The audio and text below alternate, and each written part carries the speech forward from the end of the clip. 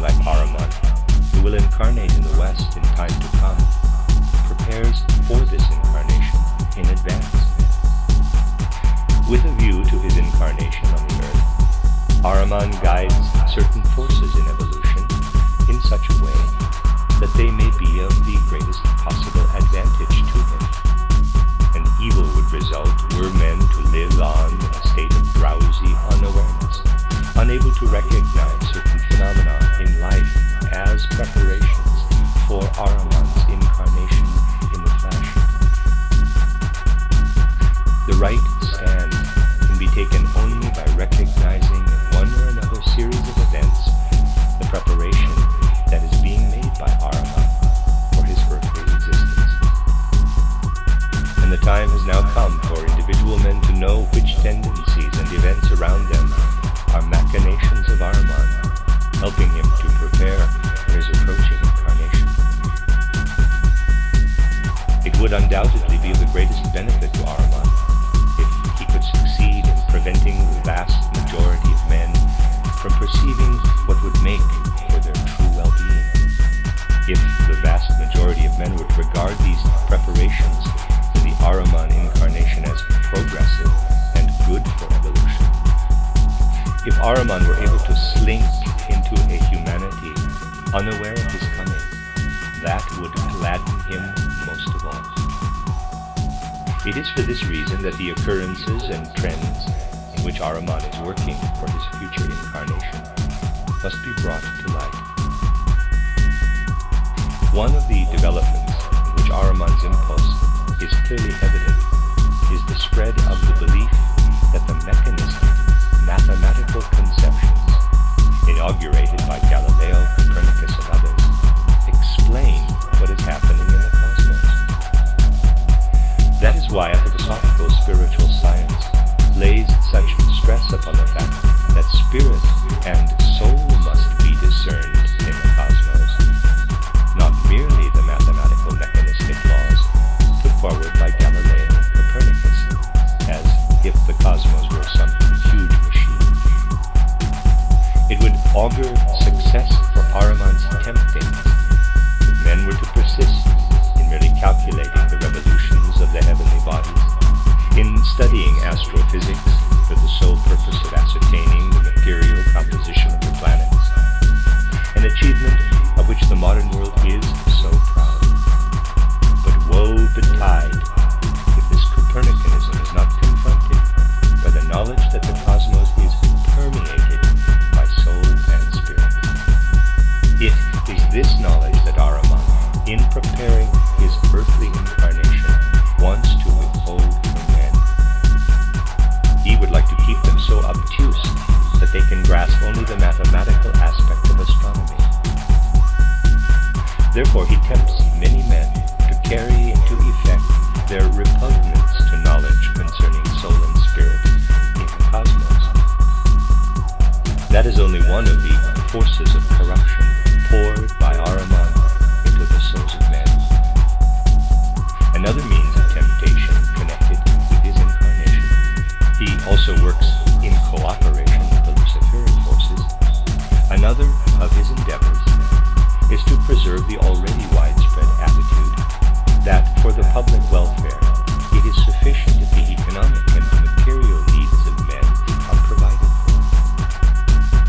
Here we come to a point that is not willingly faced in modern life.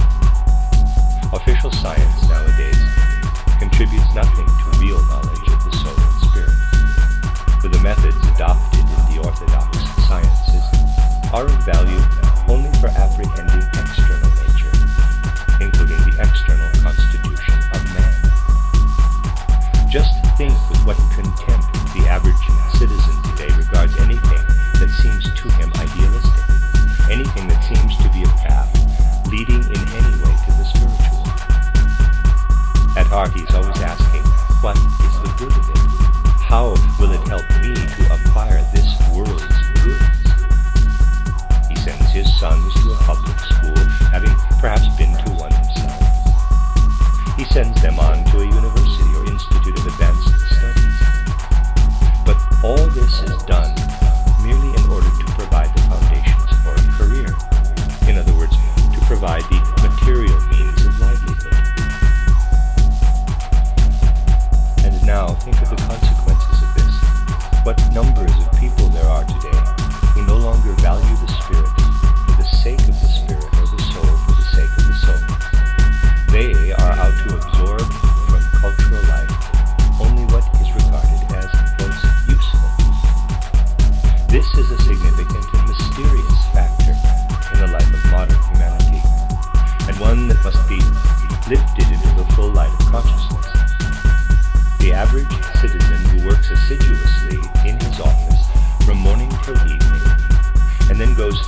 spiritual evening routine will not allow himself to get mixed up with what he calls the twaddle to be found in anthroposophy.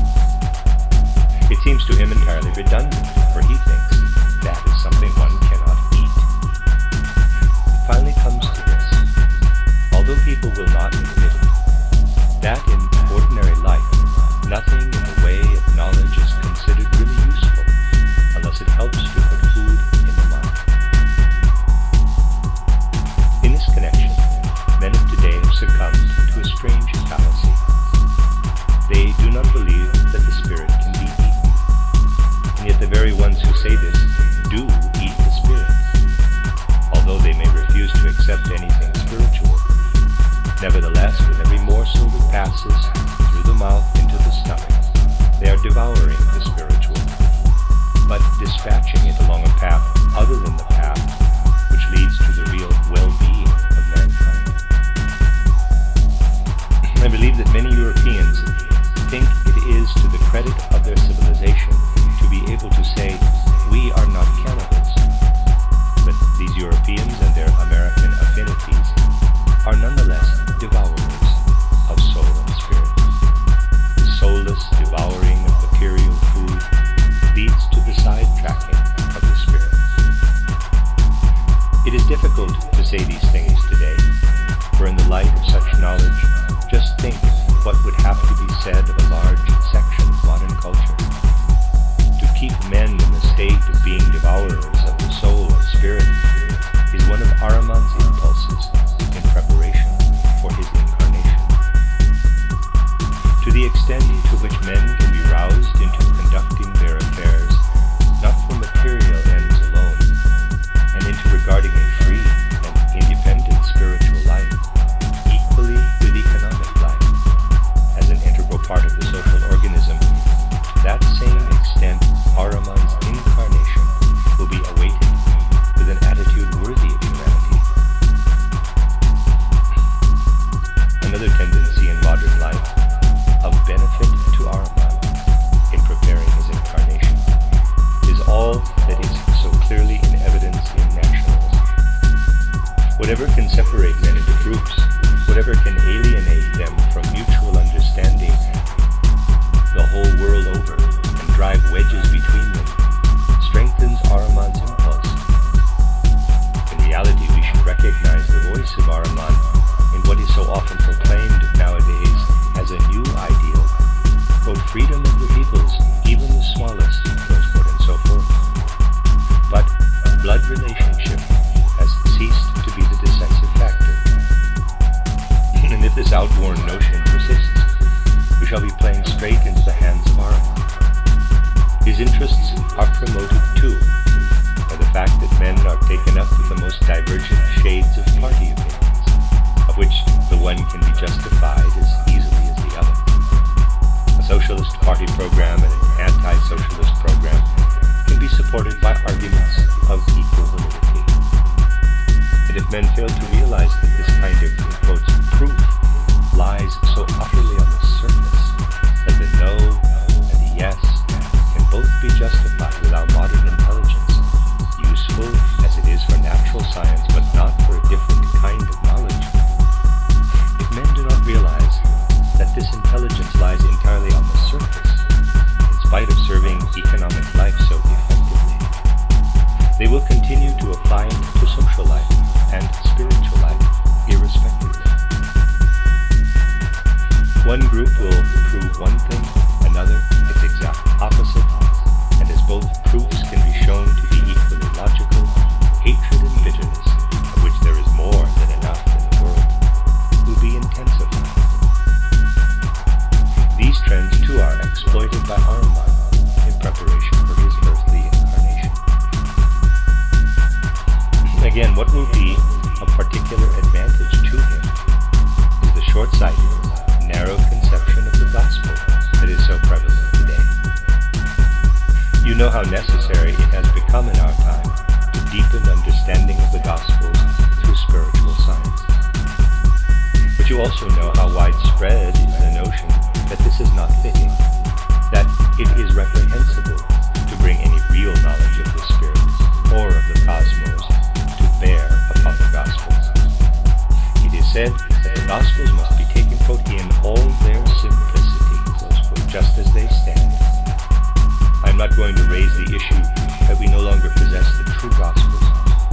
translations are not faithful reproductions of the authentic Gospels, but I do not propose to go into this question now.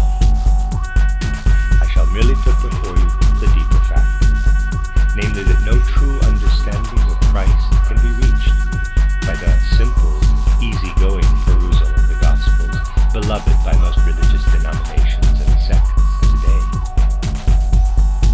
At the time of the mystery of Golgotha, and for a few centuries afterward, a conception of the real Christ was still possible, because accounts handed down by tradition could be understood with the help of the pagan Luciferic wisdom.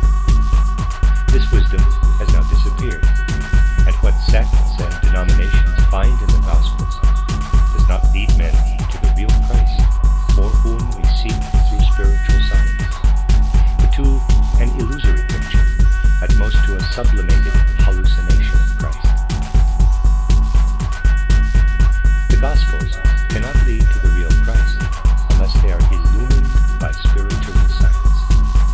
Failing this illumination, the Gospels as they stand give rise to what is no more than an hallucination of Christ's appearance in world history. This becomes very evident in the theology of our time.